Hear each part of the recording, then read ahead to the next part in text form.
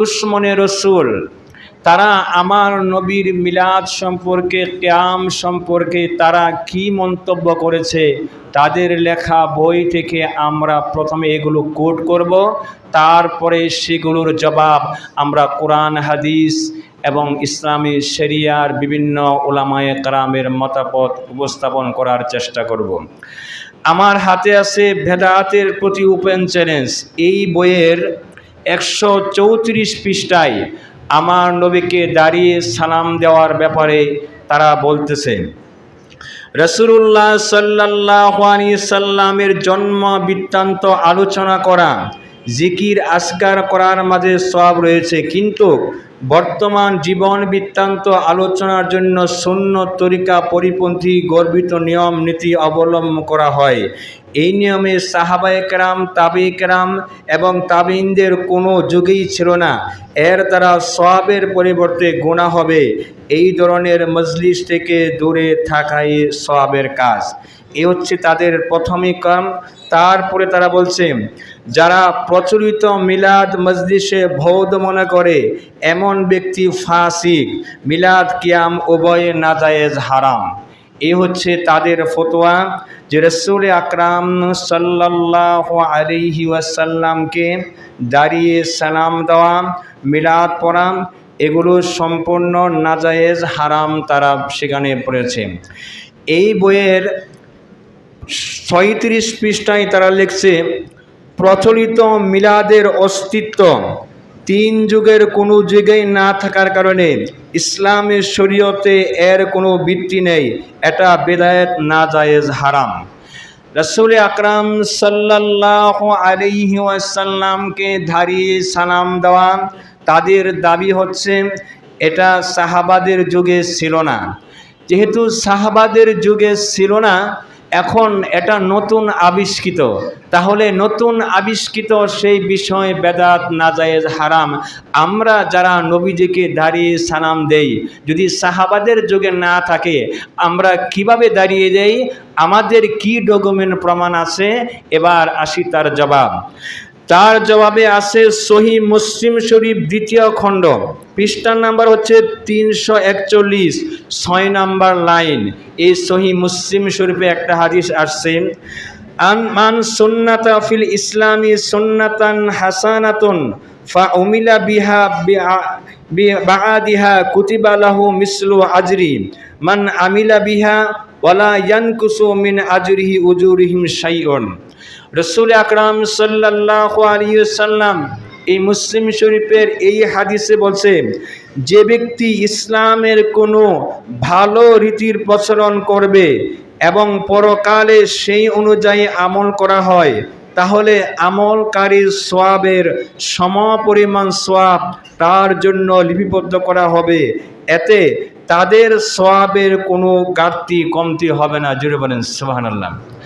সহিহ মুসলিম শরীফের এই হাদিসে রাসূল আকরাম সাল্লাল্লাহু আলাইহি ওয়াসাল্লাম বলেছেন, কেউ যদি ইসলামের ভিতরে কোনো ভালো কোনো বিষয়ের প্রচলন করেন, তাহলে যেই ব্যক্তি এই কাজটা করবে সেই যেরকম সওয়াব পাবে, এবং যিনি এই কাজটা প্রচলন প্রথম শুরু করেছেন তারও সমপরিমাণ সওয়াব আল্লাহ রাব্বুল আলামিন দিবেন। আর অথচ যিনি আমল করবেন তার আমলের সওয়াবের মোটেও কমতে হবে না। আল্লাহ রাব্বুল আলামিন তাকে, যিনি আমল করবেন তাকেও সওয়াব দিবেন, এবং যিনি এটা প্রচলন করেছেন তাকেও আল্লাহ রাব্বুল আলামিন এর সওয়াব দিবেন। রাসূল আকরাম সাল্লাল্লাহু আলাইহি ওয়াসাল্লামের এই হাদিস দ্বারা প্রমাণিত যে রাসূল আকরাম সাল্লাল্লাহু আলাইহি ওয়াসাল্লামকে দাঁড়িয়ে সালাম দেওয়া যিনি দিবেন তিনিও সওয়াব পাবেন, এবং যিনি এটা প্রচলন করেছেন তিনিও সওয়াব পাবেন। এখন আসুন যে রাসূল আকরাম সাল্লাল্লাহু আলাইহি সাল্লামকে যদি আমরা সালাম না দেই তাহলে কি হবে? তার জবাবে হুজ্জাতুল ইসলাম ইমাম গাজ্জালি রহমাতুল্লাহ আলাই মুকাশশাফাতুল কুলুব এই কিতাবের 117 নম্বর পৃষ্ঠায় তিনি একটি ঘটনা উল্লেখ করেছেন। এখানে আসছে, একদা জিব্রাইল আলাইহিস সালাতু ওয়াস সালাম হুজুরে পাক সাল্লামের দরবারে এসে তাকে সালাম করে বললেন, ইয়া রাসূলুল্লাহ সাল্লাল্লাহু আলাইহি সাল্লাম, আসমানে একজন অত্যাধিক সম্মানিত ফেরেশতা ছিলেন। তিনি স্বর্ণের খাতে উপবিষ্ট ছিলেন। তার চারদিকে 70,000 ফেরেশতা তার খেদমতে নিয়োজিত ছিল। উক্ত ফেরেশতা প্রতিটি নিঃশ্বাস থেকে আল্লাহ পাক একদল করে ফেরেশতা পয়দা করেন, কিন্তু সেই সম্মানিত ফেরেশতা এখন একান্ত অসহায়ভাবে কুহে কাফে বসে শুধু ক্রন্দন করতেছেন। তার অতি সুন্দর ঢানাগুলো ব্যঙ্গে খান খান হয়ে গেছে। ওই ফেরেশতা আমাকে দেখে বলল, হে জিব্রাইল, তুমি কি অনুগ্রহ করে আমার জন্য আল্লাহর দরবারে একটু সুপারিশ করবে? আমি তাকে তার এই করুণ অবস্থার কারণ জিজ্ঞাসা করলাম। তিনি বললেন, মেরাজের রাতে শেষ নবী হযরত মুহাম্মদ সাল্লাল্লাহু আলাইহি সাল্লাম আমার পাশ দিয়ে চলে যাওয়ার সময় আমি তার সম্মানে না দাঁড়িয়ে খাটের উপর শায়িত ছিলাম। আমার এই বেতমজি বেয়াদবির অবহেলার কারণে আল্লাহ পাক আমাকে এরূপ সাজা দিয়েছেন। জিব্রাইল বললেন, তখন আমি ওই ফেরেশতার জন্য বহু রুনাজারি করে আল্লাহর দরবারে সুপারিশ করলাম। তখন আল্লাহ রাব্বুল আলামিন বললেন, হে জিব্রাইল, আমি তাকে তার পূর্বাবস্থায় ফিরিয়ে দিতে পারি, তবে তার শর্ত হলো তাকে আমার প্রিয় নবীকে সালাম দিতে হবে। জুড়ে বলেন সুবহানাল্লাহ। ইমাম গাজ্জালি তার এই মুকাশশাফাতুল কুলুবের ভিতরে তিনি বোঝাচ্ছেন যে রাসূল আকরাম সাল্লাল্লাহু আলাইহি ওয়াসাল্লামকে মেরাজের রাতে তার সম্মানে না ধারানোর কারণে আল্লাহ রাব্বুল আলামিন ওই ফেরেশতাকে লাঞ্ছিত করেছেন, অপমানিত করেছেন। কিন্তু সেই যখন ক্ষমা চাইল, ক্ষমা চাওয়ার পরে আল্লাহ রাব্বুল আলামিন বললেন, দেখো, আমি ওই ফেরেশতাকে তাকে মাফ করে দিব, ক্ষমা করে দিব। সে যদি আমার নবীকে সালাম দেয়, সালাম জানালে আমি তাকে মাফ করে দেব। জোরে বলেন সুবহানাল্লাহ। তাহলে আমার প্রাণের নবীকে সম্মান না করার কারণে একটা ফেরেশতাকেও আল্লাহ রাব্বুল আলামিন তার উপরে গজব নাযিল করেছেন, লাঞ্ছিত করেছেন, অপমানিত করেছেন। এই মুকাশশাফাতুল কুলুব ইমাম গাজ্জালি তার জ্বলন্ত প্রমাণ। আজকে যারা আমাদেরকে মিলাদ ক্যাম্প দাঁড়িয়ে সালাম দেখে নাজায়েজ হারাম বলছে, তাদের যারা পূর্বপুরুষ, তাদের যারা ঠাকুর, তারাও এই মিলাদ কিয়ামের পক্ষে কথা বলেছে। আগে পড়েন সুবহানাল্লাহ। আমার এই বাংলাদেশের অন্যতম শীর্ষস্থানীয় আলেম যারা দেওবন্দের অনুসারী, আপনারা জানেন শামসুল হক ফরিদপুরি, তাকে সবাই চিনে এবং আমার এই বাংলার অহংকার। তিনি এমন আলেম যিনি সর্বপ্রথম মাতৃভাষায় বাংলা কোরআনের তাফসীর লিখেছেন। জুড়ে বলেন সুবহানাল্লাহ। এই শামসুল হক ফরিদপুরি তার লেখা তাসাউফ তথ্য, এই তাসাউফ তথ্যের 47 পৃষ্ঠায় তিনি লিখতেছেন, আল্লামা শামসুল হক ফরিদপুরি রহমাতুল্লাহি আলাইহি, যে রাসূল আকরাম সাল্লাল্লাহু আলাইহি ওয়াসাল্লামকে সম্মান করা উম্মতের জন্য এটা ফরজ। জুড়ে বলেন সুবহানাল্লাহ। তাহলে শামসুল হক ফরিদপুরি এটা তো আপনাদেরই আলেম, দেওবন্দেরও শীর্ষস্থানীয় আলেম। তিনি আমার নবীর সম্মানকে তিনি ফরজ বলেছেন। তার এই কিতাবের তাসাউফ তথ্যের 48 পৃষ্ঠায় তিনি লিখেছেন যে মৌলুদ অর্থ বাচ্চা জন্মগ্রহণ করা, যখন ইহার সঙ্গে সম্মানের জন্য শরীফ শব্দ যোগ করা হয়, তখন রাসূলুল্লাহ সাল্লাল্লাহু আলাইহি সাল্লামের মিলাদের এটা সম্মানিত হয়ে যায়। জোরে বলেন সুবহানাল্লাহ। রাসূল আকরাম সাল্লাল্লাহু আলাইহি ওয়াসাল্লাম তার এই মিলাদ শরীফকে শামসুল হক ফরিদপুরি রহমাতুল্লাহি আলাইহি সাপোর্ট করেছেন। তিনি স্পষ্ট করে বলে দিয়েছেন, বাকি রহিল কিয়ামের কথা। কিয়াম জিনিসটা আসলে ফিকহের অন্তর্ভুক্ত নহে, ইহা তাসাউফের অন্তর্ভুক্ত। মোহাব্বত বাড়ানোর উদ্দেশ্যে হযরত রাসূলুল্লাহ সাল্লাল্লাহু আলাইহি সাল্লামের তারিফের কাসিদা পড়া হয়। তাহা দ্বারা মহাব্বত বাড়ে এবং লোভ মহাব্বতের জুসে খাড়া হইয়া যায়। মহাব্বতের জুসে খাড়া হইলে তাহাতে বিদাত বলা যায় না। জুড়ে বলেন সুবহানাল্লাহ।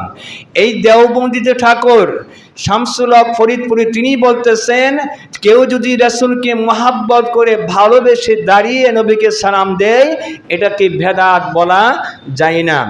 এই কিতাবে তিনি লিখতেছেন, তরিকতের মসজিদ সেইরূপ যদি একজন হলে গালিব হইয়া দাঁড়াইয়া পড়ে, তবে তরিকত অনুসারে সকলে দাঁড়াইয়া যাওয়া উচিত।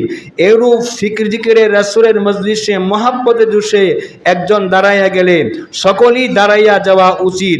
এটি উত্তম আদব, ইয়ার বেয়াদব বিপরীত বেয়াদবি। জুড়ে বলেন সুবহানাল্লাহ। শামসুল হক ফরিদপুরি তিনি স্পষ্ট বলে দিয়েছেন যে রাসূল আকরাম সাল্লাল্লাহু আলাইহি ওয়াসাল্লামের সম্মানে কেউ যদি দাঁড়িয়ে নবীজিকে সালাম দেয়, এটাকে বেদাত বলা যায় না, বরং এটা নবীর মহাব্বত ভালোবাসা, তার সম্মানে দাঁড়ানো, এটা উত্তম কাজ তিনি বলেছেন। যারা আজকে নিজেদেরকে দেওবন্দের অনুসারী দাবি করেন এবং দেওবন্দের অনুসারী দাবি করে মিলাদ কিয়ামকে নাজায়েজ হারাম বলেছেন, সেই দেওবন্দ মাদ্রাসার যিনি প্রতিষ্ঠা করেছেন তার ভিতরে অন্যতম হচ্ছে হাজী এমদাদুল্লাহ মহাজের মক্কি। এই হাজী এমদাদুল্লাহ মহাজের মক্কি তার লেখা কিতাব ফায়সালাহে হাফতে মাসাইল, এই ফায়সালাহে হাফতে মাসাইলের তিনি 143 পৃষ্ঠায় তিনি লিখতেছেন যে রাসূল আকরাম সাল্লাল্লাহু আলাইহি ওয়াসাল্লামের মিলাদের ব্যাপারে তিনি লিখতেছেন, এর আলোচনা শুরু হোক মাহফিলের মিলাদে হুজুরে নূর সাল্লাল্লাহু আলাইহি সাল্লাম উপস্থিত হওয়া আকীদা প্রসঙ্গে। এই ধরনের আকীদাকে কুফর শিরক আখ্যা দেওয়া বাড়াবাড়ি বই কিছু নয়, এটা কোরআন হাদিস যুক্ত উভয় দ্বারা সম্ভব। অনেক ক্ষেত্রে এই ধরনের ঘটনা সংগৃহীত হওয়ার প্রমাণও রয়েছে। জুড়ে বলেন সুবহানাল্লাহ।